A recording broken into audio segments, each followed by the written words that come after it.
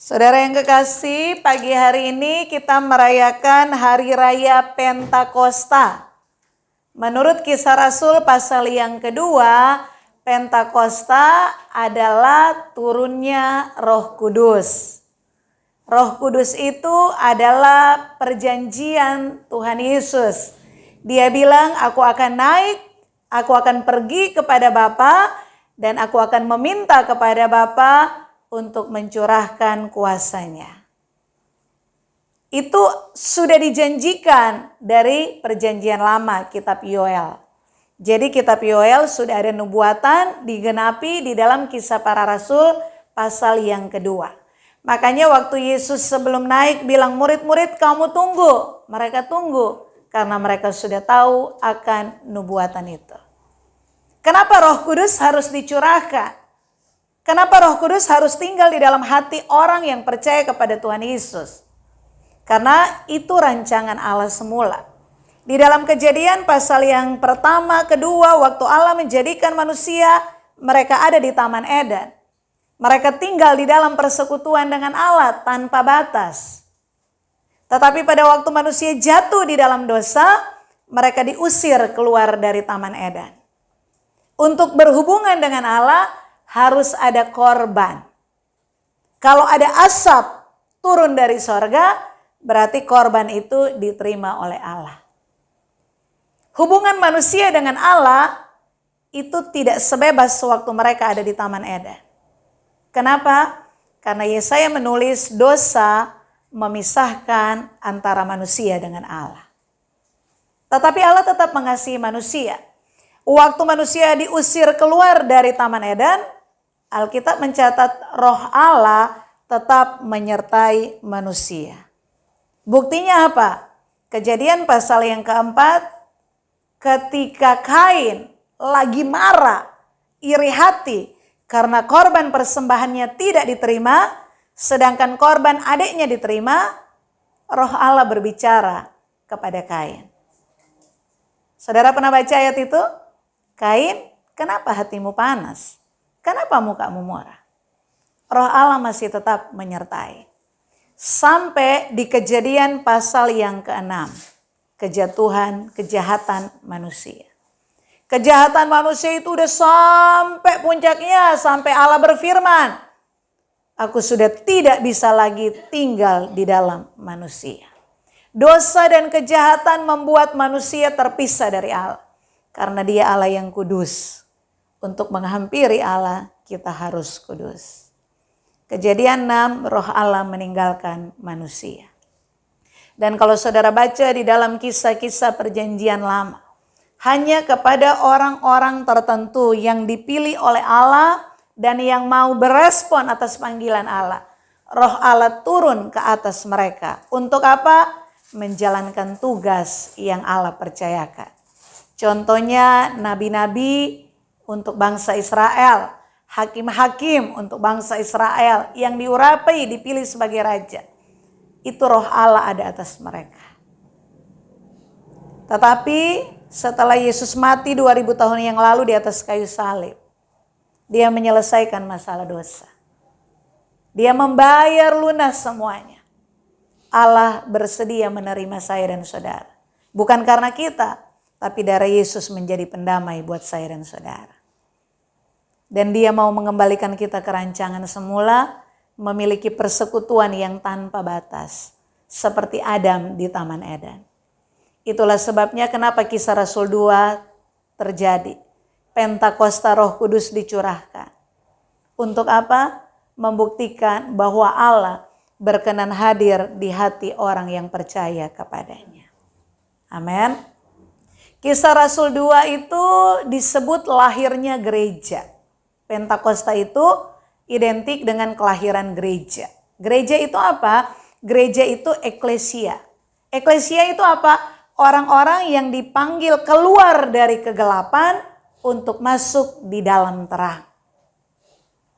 Jadi kalau ada Roh Kudus di dalam kita, kita ada di dalam terang. Dan kita punya tugas kembali menerangi mereka yang masih ada di dalam gelap.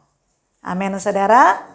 Nah, pagi hari ini kita akan belajar salah satu fungsi Roh Kudus. Boleh gini dikit.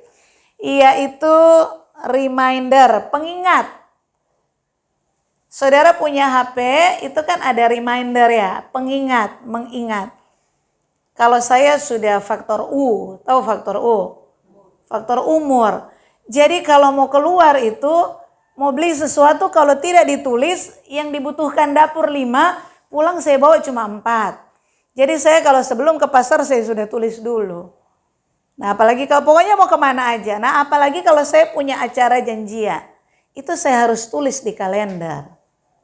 Oh nanti 5 hari lagi tanggal 10 saya mau ngapain harus tulis. Pernah satu kejadian kalender saya sudah penuh. Semua sudah tercatat. Tiba-tiba jam 10 pagi Hesro atau Opa ingatin. Loh bukankah sekarang jadwal pergi ke rumah sakit. Saya buka kalender, iya Tuhan, iya. Untung baru jam 10. Jadwal saya kontrol. Rumah sakit tuh boleh sampai jam 12. Langsung cepat-cepat pergi. Sejak saat itu, setiap saya pagi-pagi ke kamar mandi, saya berdiri dulu di depan kalender, saya baca dulu apa tugas saya hari ini. Jangan sampai sudah ditulis nggak dilakukan saudara.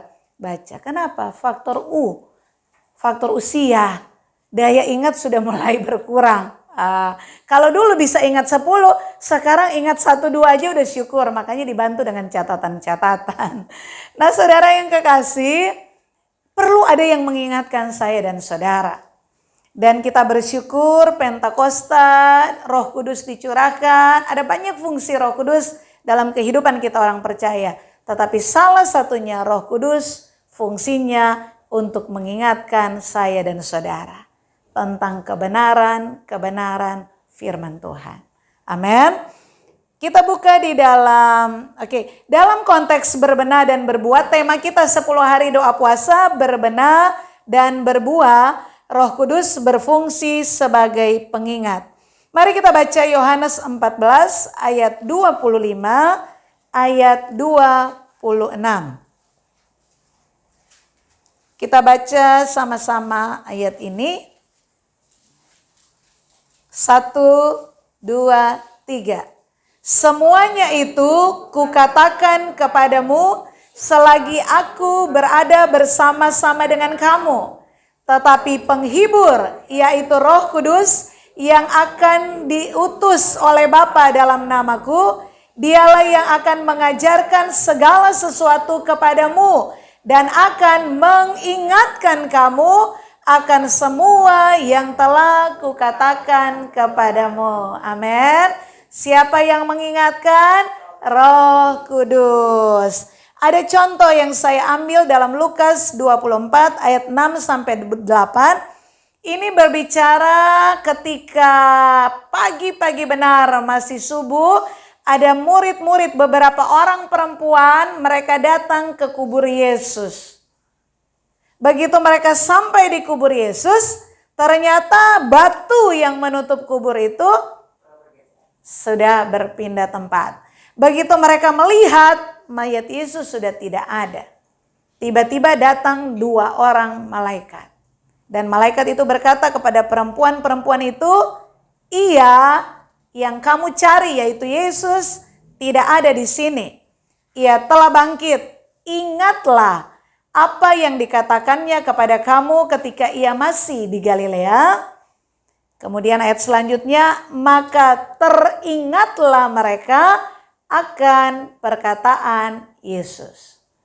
Kalau saudara tahu kehidupan murid-murid, 11 orang murid, 12 sama Yudas pada waktu Yesus masih keliling-keliling. Dan ada banyak perempuan-perempuan yang bertobat, yang ikut Yesus melayani Yesus. Jadi perempuan di mana-mana itu berguna ya saudara, urus makanan dan lain sebagainya. Wanita-wanita itu wanita-wanita yang kaya-kaya loh saudara. Mereka mengikut dalam perjalanan Yesus untuk menyediakan segala sesuatu. Nah saudara yang kekasih, murid-murid itu 3,5 tahun bersama-sama Yesus. Itu 24 jam, tidur sama-sama, bangun sama-sama. Dan ada banyak perkataan Yesus yang mereka dengar. Alkitab mencatat tujuan Yesus, dia datang untuk menyampaikan kabar baik. Yesus keliling dari kota satu ke kota satu, dari tempat satu ke tempat satu, dari desa satu ke desa satu. Untuk apa? Menyampaikan berita keselamatan, kabar baik. Dan di dalam perjalanan itu, dalam Yesus memberitakan kabar baik, itu disertai dengan mujizat, disertai dengan tindakan mengusir roh-roh jahat. Tetapi intinya menyampaikan kabar baik. Jadi bukan mujizatnya yang nomor satu, tapi kabar baik, kebenaran yang harus disampaikan.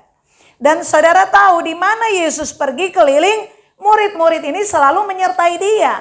Artinya apa? Mereka duduk mendengar, mereka tahu. Bahkan bukan hanya itu, ketika tinggal mereka sendiri, Yesus dengan murid-murid, ada banyak hal yang akan terjadi di dalam kehidupan Yesus selanjutnya. Entah dia akan mati, dia bangkit, dia naik ke sorga dan lain sebagainya. Itu Yesus sampaikan kepada murid-murid. Dan mereka mendengar. Mereka dengar Yesus sendiri ngomong. Tetapi saudara tahu apa yang terjadi? Pada waktu Yesus dikubur, ditangkap, dikubur. Yesus belum dikubur, baru ditangkap. Itu murid-murid sudah tercerai-berai. Lari, ada yang lari sampai dengan telanjang. Saudara baca Alkitab. Bahkan ada yang mengkhianati dia loh. Yang berkhianat itu bukan ditanya, kamu pengikut Yesus ya, nanti kamu ditangkap. Enggak bilang begitu. Cuman dibilang, kamu satu grup sama yang ditangkap itu ya. Logat kamu sama loh. Bahasa kamu sama dengan dia. Oh tidak, aku tidak mengenal. Sampai 3 kali. Murid yang paling dekat dengan Yesus, kemana-mana Yesus ada, bisa menyangkal Yesus. Apalagi Yesus mati. Alkitab menulis semua mereka kembali kepada profesinya yang semula. Yang ke Emmaus pulang kampung, yang dari sana, yang nelayan kembali jadi nelayan. Kenapa? Tidak punya pengharapan. Bukankah Yesus sudah berkata, aku akan mati, tapi aku akan bangkit. Mereka dengar enggak? Mereka tahu. Tapi begitu lihat kenyataan, mereka putus asa. Tetapi apa yang terjadi setelah Kisah Rasul 2? Setelah Roh Kudus dicurahkan atas kehidupan mereka. Semua yang pernah mereka dengar tentang perkataan Yesus, ajaran Yesus, itu diingatkan kembali. Jadi hidup semuanya.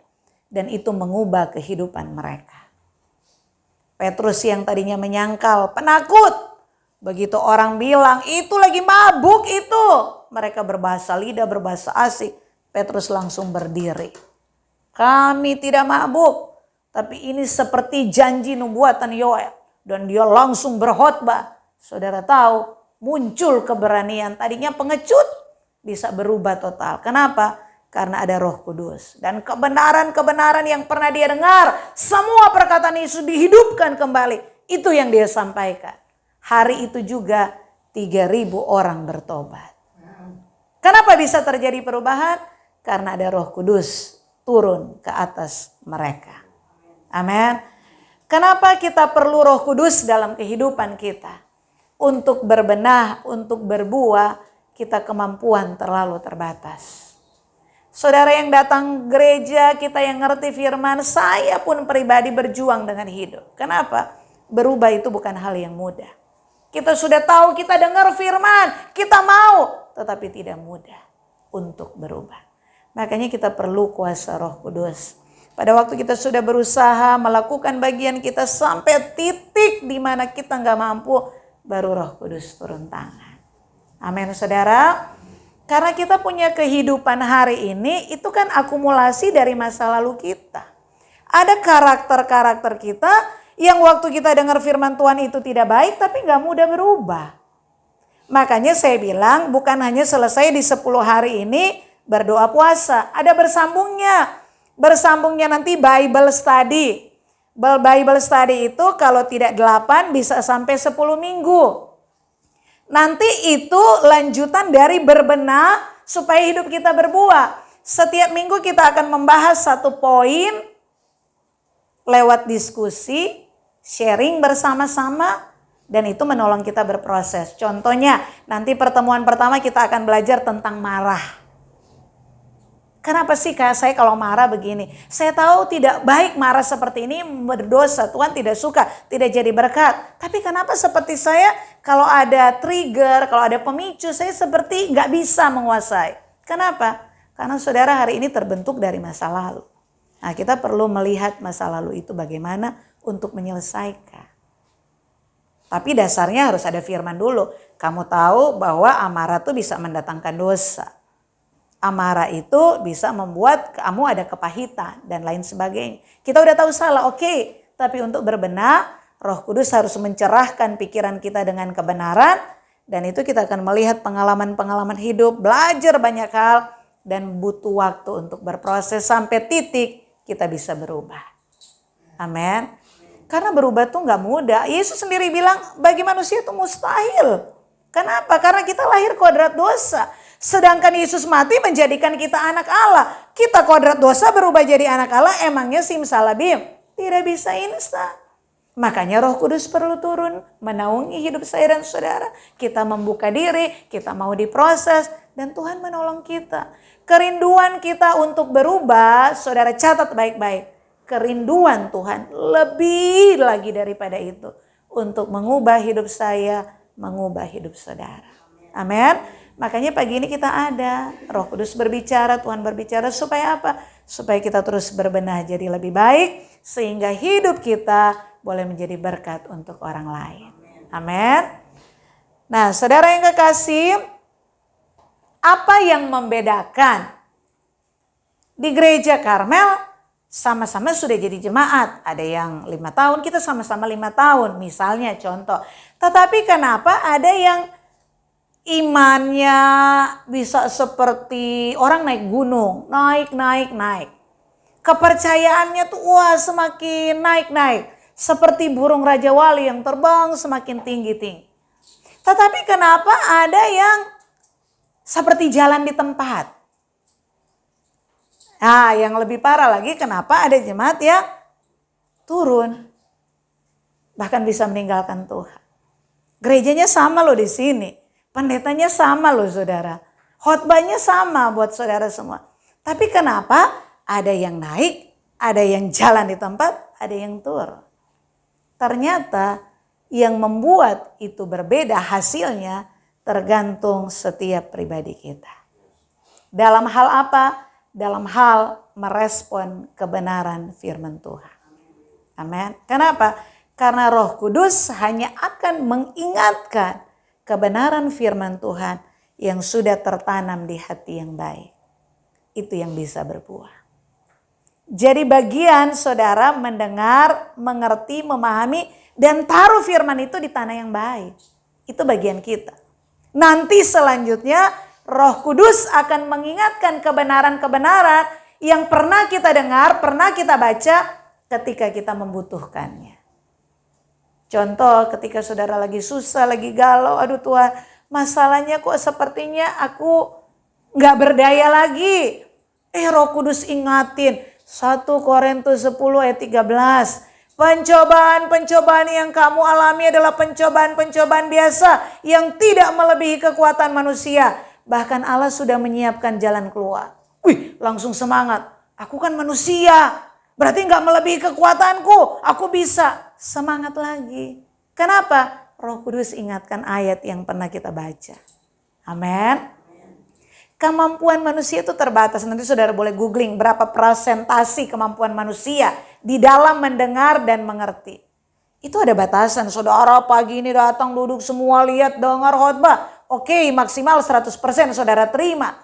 Tetapi begitu keluar pintu, itu sudah mulai menurun. Kenapa? Karena kesadaran manusia itu cuma 10% mampu menampung. Yang 90% itu namanya alam bawah sadar. Tetapi apapun yang saudara pernah lihat, apapun yang pernah saudara dengar, apa ayat-ayat Alkitab yang pernah saudara baca, khotbah apa yang pernah saudara dengar, itu semua tersimpan di bawah alam bawah sadar.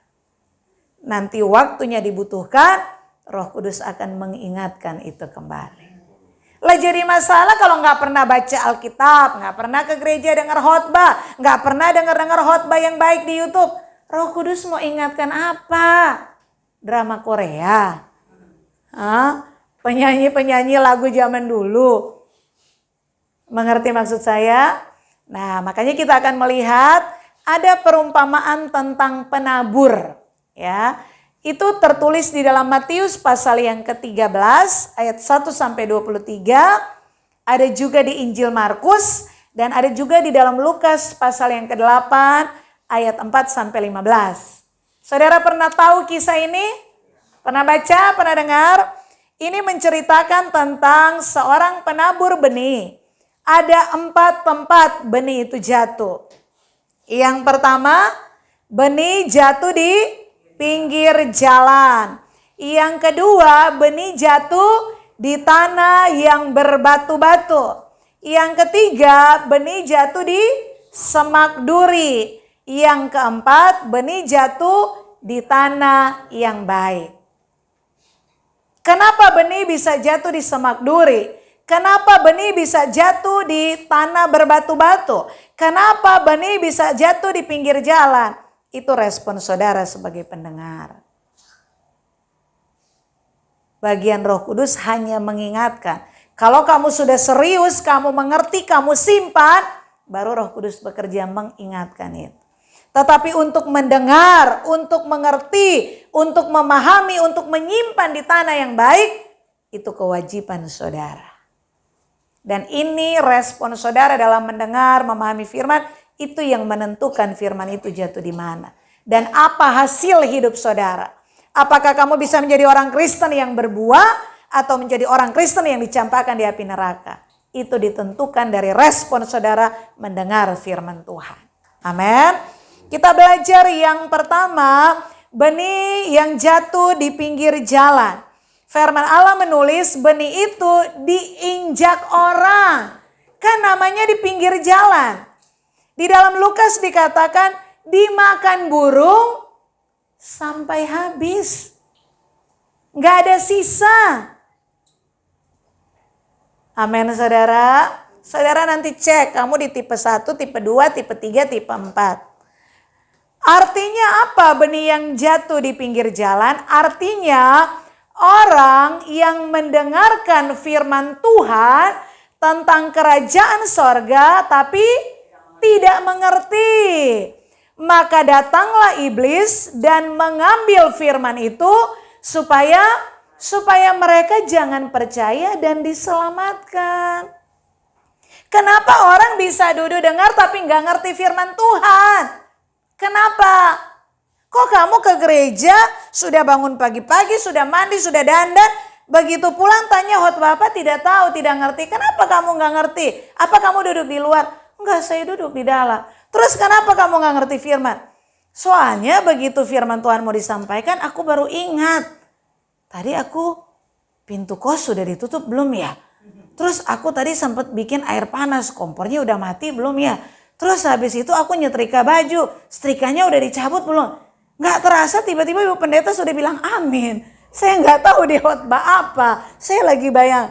Nah itu diambil sama si jahat. Alkitab tulis kitab Lukas tidak ada sisa, dimakan semuanya. Amin. Jadi saudara datang ke gereja, datanglah maksimal. Jangan cuma penuhi kursi ya.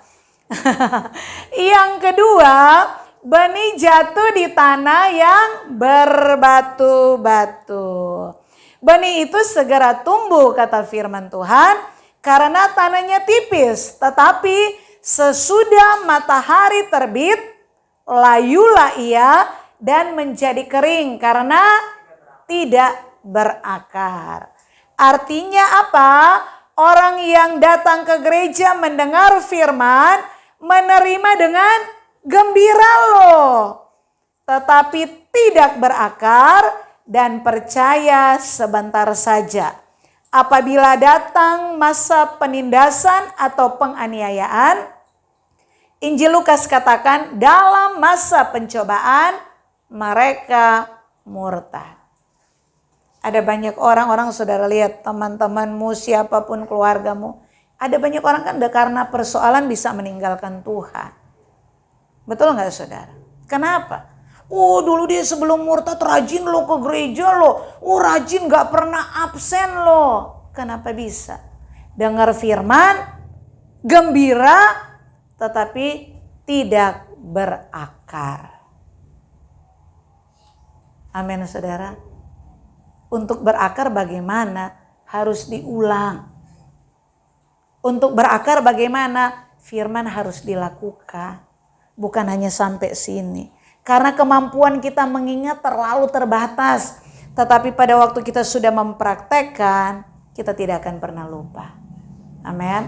Makanya kan pemerintah sempat bikin satu kurikulum yang merubah tatanan yang sudah biasa menjadi tidak biasa. Anak-anak tuh harus praktek langsung, jangan hanya teori. Itu bikin bingung semua, saudara. Kenapa? Karena anak biasanya di sekolah kasih teori guru, teori. Giliran menterinya baru berubah, jangan teori, harus praktek. Anak-anak harus bikin bikin proyek apa, pokoknya harus kerja sendiri. Bingung semua, harus meneliti, harus bikin laporan. Muridnya bingung, gurunya bingung, semuanya jadi bingung. Kenapa? Karena merubah tatanan. Tetapi tujuannya apa? Kalau kamu praktek, kamu pasti ingat. Kalau kamu cuma di kelas bikin donat, 500 gram tepung, 200 gram gula, 200 gram air. Kamu keluar, jatuh dari motor atau kesandung, lupa semua. Tapi coba kamu duduk. Oh 3 butir telur ya, ambil butir 1, 2, 3. Terus apa lagi? Oh ini ya, ini 5. Besok yang ngajari saudara sudah nggak ada, saudara ingat. Oh iya waktu itu telur ada 5, sisa 2, oh berarti 3 ya. Oh waktu itu berapa ya? Berapa sendok ya? Ini tepungnya. Oh iya saya ingat 3 sendok. Soalnya waktu saya mau kasih keempat ditahan tangan saya. Udah cukup, kebanyakan nanti keras. Kejadian-kejadian pengalaman itu membuat saudara ingat. Nggak hanya teori. Amin. Harus berakar. Yang ketiga, ada tipe firman Tuhan yang jatuh di tengah semak duri. Bertumbuh loh saudara. Tetapi makin besar semak itu dan menghimpit benih yang tumbuh itu. Menghimpit sampai mati.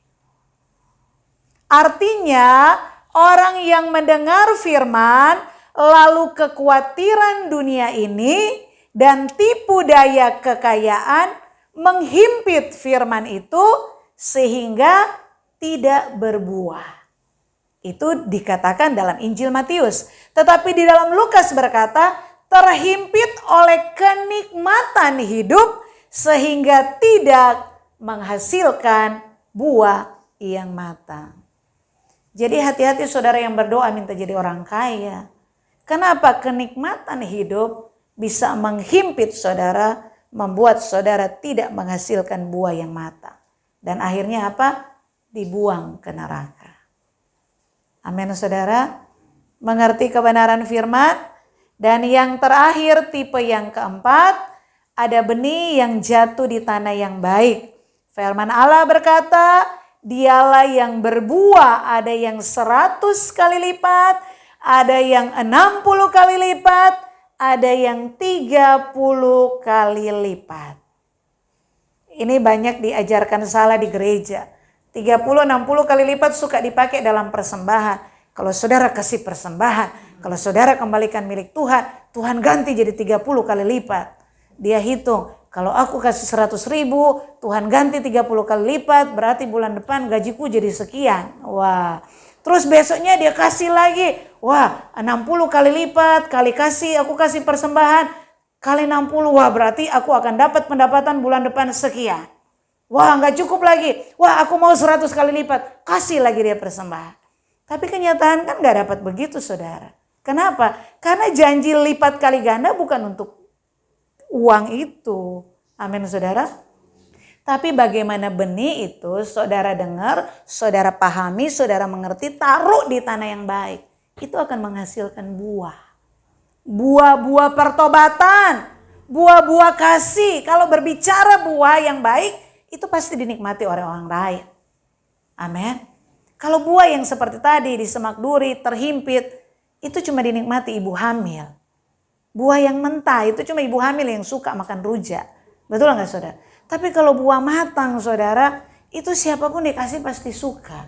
Dan bikin sehat, bikin umur panjang.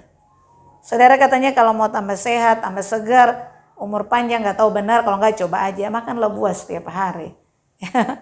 Nah saudara yang kekasih, artinya apa? Orang yang mendengar firman, mengerti firman itu, dan karena itu dia berbuah. Mendengar firman, menyimpan dalam hati yang baik dan mengeluarkan buah dalam ketekunan. Artinya apa? Untuk berbuah itu ada proses. Proses itu yang namanya berbenah. Berbenah, berubah. Berbenah, bertobat. Dimulai dari mana? Dengar firman, kok untuk saya ya? Aku mau berubah, punya komitmen. Besok dengar firman, tema yang lain lagi. Oh kok untuk saya ya? Saya mau berubah, Roh Kudus menolong, berubah jadi lebih baik. Terus sampai apa? Sampai hidupmu menghasilkan buah pertobatan. Pada waktu kamu mengeluarkan buah-buah pertobatan, hidupmu bisa dinikmati oleh orang-orang di sekitarmu. Dan Alkitab menulis, nama Tuhan dipermuliakan ketika orang melihat hidupmu. Amin. Kenapa Roh Kudus tinggal di dalam kita? Karena Allah gak kelihatan. Saudara cerita tentang Allah, Allah mana gak ada yang lihat. Saudara bilang Yesus itu juru selamat, Yesus mana? 2000 tahun yang lalu. Hanya orang Kristen yang mengakui Yesus itu Tuhan juru selamat. Tetapi kenapa Roh Kudus tinggal di dalam hidup saya dan saudara? Tujuan Tuhan satu, supaya orang bisa melihat Tuhan lewat perbuatan kita. Supaya orang bisa merasakan kasih Tuhan lewat hidup saya dan saudara. Itu tugas kita. Jadi saksi. Jadi saksi bukan ngomong, wih percaya Yesus nanti mati masuk surga. Percaya Yesus satu-satunya jalan keselamatan. Gak usah begitu. Kalau saudara punya kemampuan dipercayakan berbicara silakan. Tapi ada berapa banyak kita kan gak bisa berbicara, gak punya keberanian itu. Firman Allah katakan semua harus menjadi saksi. Perbuatanmu mempermuliakan Bapamu yang di sorga. Amin. Perbuatan kita, saudara kan gak tinggal di hutan. Di hutan aja ada binatang-binatang yang lihat saudara. Apalagi saudara tinggal di lingkungan, ada orang-orang sekitar kamu, keluarga kamu, teman-teman kamu bekerja, keluarga kamu, saudara-saudara besar, keluarga besar, tetangga. Mereka melihat hidupmu loh saudara. Amin. Saya sedikit terpesona tadi malam bersyukur. Saya kadang-kadang bilang Tuhan ini doa 10 hari, kita doa puasa. Untuk saya pribadi saya ada perenungan-perenungan. Saya semakin mencintai jemaat, semakin mengerti panggilan saya. Tadi malam ada yang datang dan bilang, Tante boleh gak saya mau melayani lagi? Saya cuma tatap dia, saya bilang sama dia. Kamu tahu konsekuensi kalau kamu naik di atas mimbar. Hidupmu harus lebih baik dari jemaat. Kenapa? Karena kamu dilihat loh. Saya dari ajaran Pak Titus Gembala dulu, siapapun dia jemaat punya masa lalu, orang mau ngomong apa masa lalu dia. Kalau dia sudah datang ke gereja sini, dia mau melayani, kasih dia kesempatan. Jadi semua masa lalu diputihkan. Tetapi kalau kamu sudah naik di atas mimbar, kamu tahu tanggung jawab kamu. Dia bilang, iya Tante begini. Iya saya sudah gak ingat masa lalu. Tapi kalau kamu mau naik mimbar silakan, tapi tunjukkan bahwa kamu bisa jadi berkat. Amin saudara. Amsal pasal yang ke-13 ayat 13 kita baca sama-sama 1, 2, 3. Siapa meremehkan firman, ia akan menanggung akibatnya. Tetapi siapa taat kepada perintah akan menerima balasan. Setiap firman saya belajar, hamba Tuhan orang siapapun dia yang menyampaikan firman. Ini saya biasakan dari saya sekolah Alkitab. Kan ada orang tuh kalau khotbah tuh kayak muter, kayak obat nyamuk muter gitu. Tapi saya percaya satu hal. Setiap orang yang mau berbicara pasti ada sesuatu yang dia mau sampaikan, ada pesan. Dan saya coba menangkap pesan itu dengan kemampuan saya. Dan selalu mau sebulat apapun pendeta tuh ngomong, ada sesuatu yang saya dapatkan. Jangan meremehkan firman. Siapapun yang berkhotbah, kalau itu kebenaran, dengar baik-baik. Kamu harus dengar, pahami sampai mengerti. Mengerti gak cukup, simpan di tanah yang paling baik. Baru Roh Kudus berfungsi mengingatkan itu. Baru kamu bisa berbenah. Oh ternyata ini salah. Kamu bisa membedakan mana baik, mana benar, mana salah. Dan kamu bisa menjadi orang Kristen yang berbuah. Tugas Roh Kudus adalah mengingatkan firman Tuhan. Jika tidak pernah membaca Alkitab, jika tidak suka mendengar khotbah, pertanyaan, Firman yang mana yang akan diingatkan Roh Kudus dalam hidupmu? Amin. Kenapa ada orang Kristen punya masalah bisa tetap eksis? Bahkan terus melambung jauh. Ada orang Kristen begitu ada masalah langsung down. Kenapa? Roh Kudus bingung mau ingatin ayat yang mana. Kalau datang ke gereja melamun, jamnya ibadah bisa datang dengan malah di rumah nonton drama Korea. Nggak suka dengar khotbah di YouTube yang bagus, yang dengar gosip semua. Roh Kudus mau ingatin apa? Bingung dia. Akhirnya dia balik, Tuhan aku keluar aja dari orang itu. Nganggur aku di situ, nggak ada kerjaan. Nah, makanya bertobat ya, saudara, komitmen baca Alkitab setiap hari ya. Dan carilah banyak khotbah-khotbah yang baik, saudara bisa dengar. Jadi hari ini Pentakosta, hari raya Pentakosta kita diingatkan yang pertama, Roh Kudus mengingatkan kita untuk selalu hidup selaras dengan kebenaran firman Tuhan. Amin. Kalau sudah mulai menyimpang, itu salah. Nggak usah pendeta ngomong. Roh Kudus yang berbicara. Dan kita terus punya kesempatan untuk berbenah. Dan yang kedua, Roh Kudus menolong kita untuk menjadi saksi. Itu yang namanya berbuah. Berguna buat orang lain. Orang lain menerima keselamatan seperti yang sudah kita terima. Mereka terima keselamatan lewat hidup kita yang menjadi saksi buat mereka. Amin. Kita baca sama-sama 2-3. Bagian kita adalah belajar, mengerti, dan melakukan firman Tuhan. Bagian Tuhan adalah memberikan Roh Kudus untuk mendampingi kita dalam berproses sampai kita layak mendapat predikat sebagai anak-anak Allah. Amin. Tuhan memberkati. Mari kita bangkit berdiri.